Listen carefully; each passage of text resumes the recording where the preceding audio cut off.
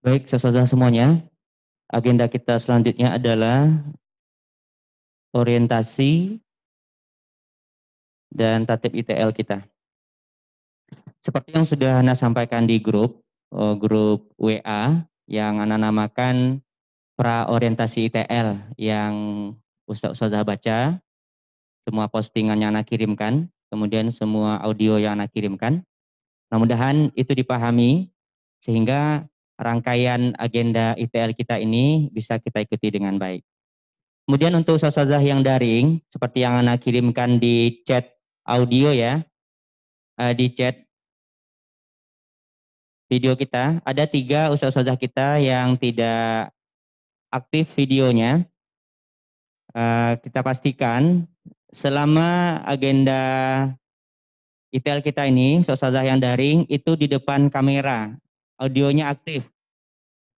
Itu menjadi bukti bagi kita sebagai panitia, memastikan ustazah mengikuti dengan baik. Kalaupun ingin menonaktifkan, saran kita pastikan ustazah izin dulu ya, minimal sampaikan di chat bahwasanya ustazah harus izin meninggalkan kameranya sebentar. Kemudian boleh nonaktif kameranya atau videonya ketika jam istirahat. Insya Allah nanti kita istirahat pukul 9 sampai 9.30. Nah, mungkin di jam itu ustazah yang daring bisa menonaktifkan videonya. Baik, ustazah yang hadir di ruangan, coba kita lihat kembali tata tertib kita yang ada yang Ana kirimkan di grup ITL, silakan dibuka kembali. Kemudian juga ustazah yang daring, silakan kita buka kembali tata tertib ITL kita yang Ana posting di hari Sabtu kemarin di tanggal 12 pukul 14.43. Silakan kita buka ya. Ustadz Sandra Putra masih belum aktif videonya. Silakan diaktifkan. Ustazah Enilpia Anita Sari, silakan diaktifkan videonya. Anda ingin lihat mana orangnya. Ustaz Sandra, silakan diaktifkan videonya. Ustazah Enilpia Anita, diaktifkan videonya. Kemudian juga ada ini, Mahmud Creative Channel. Ini siapa ya? Ustazah? Yang daring, ada Mahmud Creative Channel. Itu siapa? Dibantu kita panitia memastikan bergabung dengan Zoom dengan namanya yang benar. Seperti yang sampaikan kemarin. Kalau tidak terdeteksi ini siapa? Atau Ana keluarkan aja. Ya, silakan diganti. Baik, Ustazah, kita lihat tata tertib peserta ITL ke-17 Yayasan Nafkah Arisalah tahun 2020-2021. Pertama, peserta wajib mengikuti seluruh rangkaian kegiatan mulai 14 September sampai dengan 6 Oktober. Kemudian ITL ini merupakan bagian dari rangkaian masa percobaan guru karyawan baru Yayasan Nafkah Arisalah. Kedua, peserta bersedia dengan disiplin untuk hadir pada hari kerja dan atau ikut kegiatan daring dengan seragam rapi di depan kamera yang on ya, artinya kameranya hidup seperti yang saya sampaikan, selama Zoom sesuai dengan jadwal yang telah ditentukan.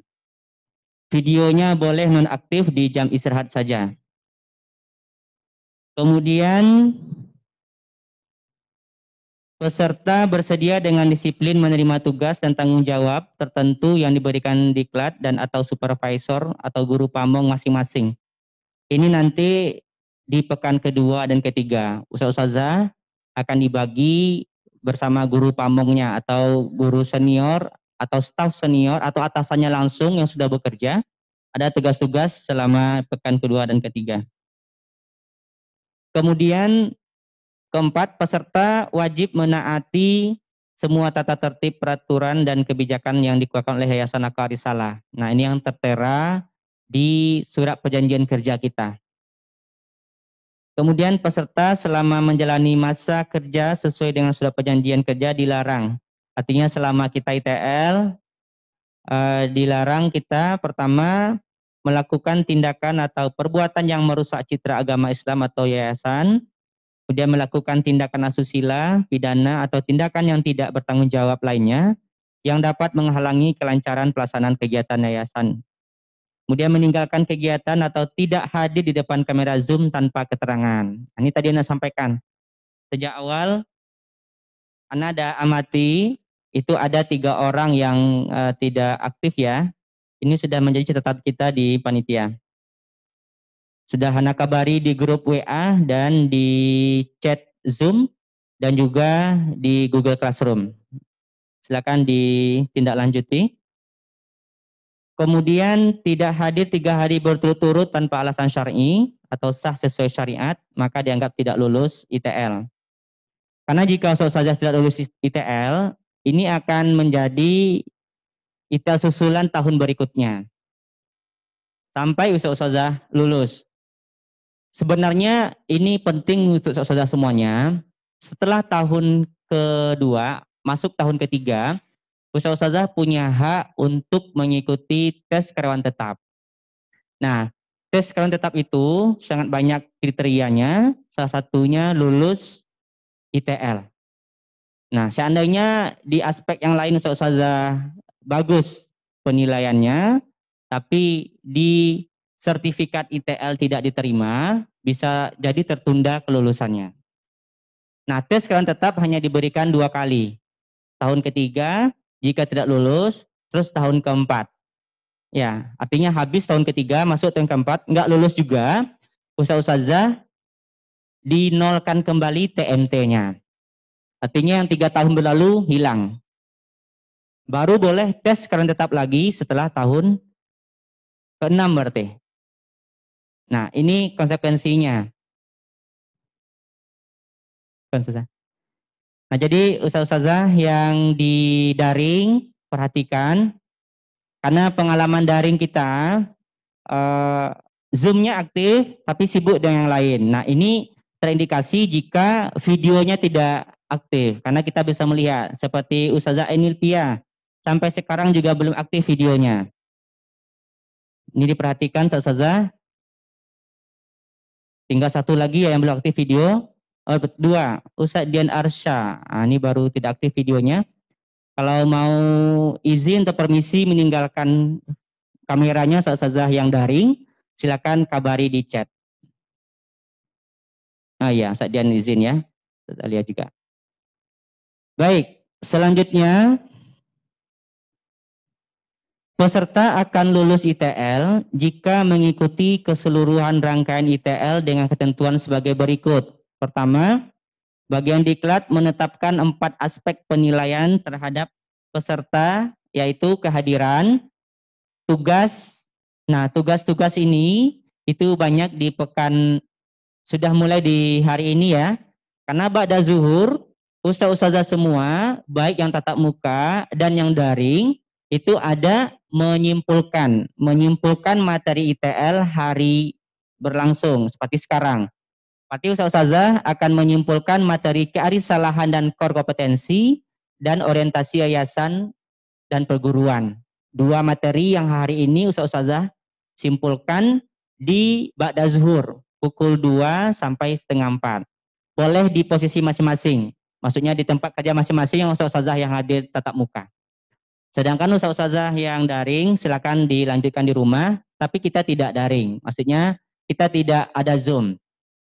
Tapi insya Allah Ana kontrol atau dihalo-halokan di grup WA atau di Google Classroom kita. Seperti yang sampaikan kemarin, informasi teknis lebih banyak di Google Classroom. Insya Allah nanti akan disampaikan format laporannya seperti apa. Kemudian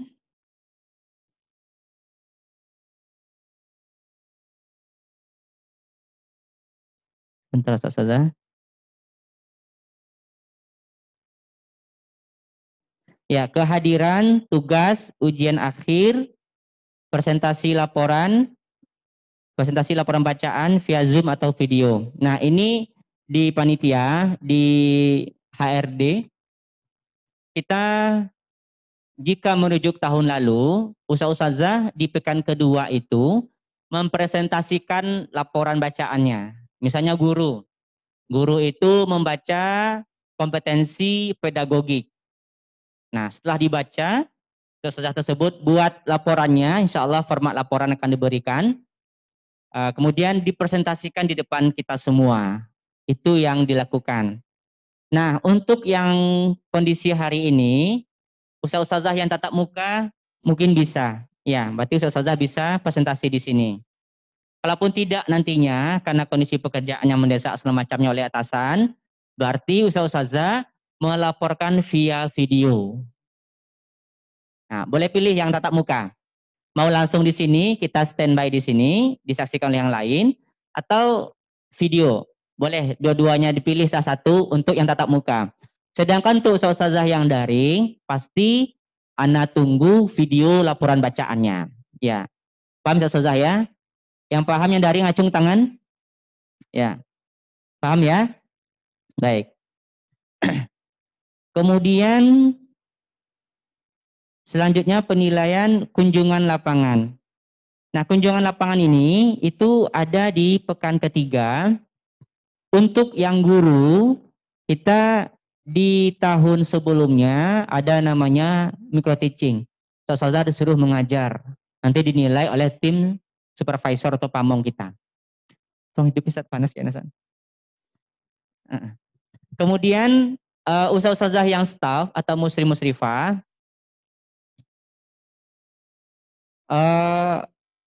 akan dikunjungi atau dinilai oleh atasan langsung.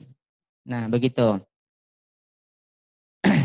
Untuk yang daring, ustazah, ya sebentar.